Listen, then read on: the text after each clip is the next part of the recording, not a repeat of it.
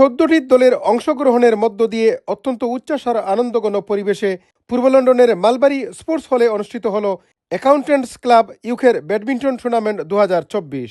আমরা এই ব্যাডমিন্টন টুর্নামেন্টের মাধ্যমে আমাদের ভ্রাতৃত্ব এবং ঐক্যটা প্রতিষ্ঠা করতে চাই। এই টুর্নামেন্টের মূল উদ্দেশ্য ছিল এখানে কে জিতবে কে হারবে সেটা না, আমরা একটা ভালো সময় কাটাবো।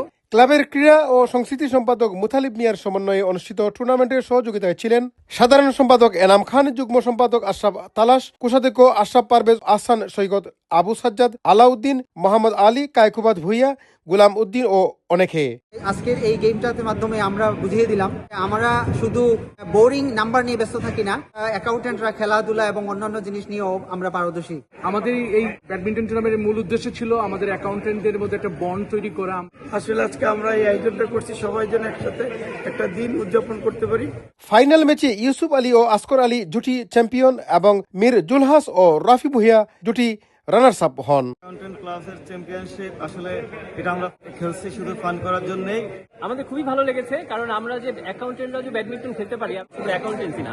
পুরস্কার বিতরণী অনুষ্ঠানটি পরিচালনা করেন সংগঠনের ভাইস প্রেসিডেন্ট রাজ্জাকুল হায়দার খান বাপ্পি। এ সময় বিজয়ীদের হাতে ট্রফি তুলে দেন অ্যাকাউন্টিং পেশার সিনিয়র ব্যক্তিত্ব হাবিবুর রহমান ও বজলুর রহমান।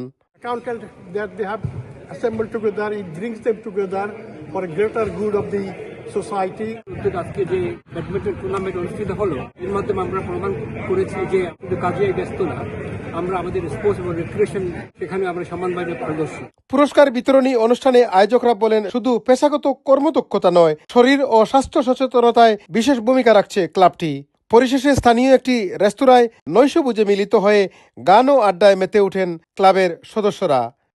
চৌধুরী মুরাদ, রূপালী বাংলাদেশ, লন্ডন।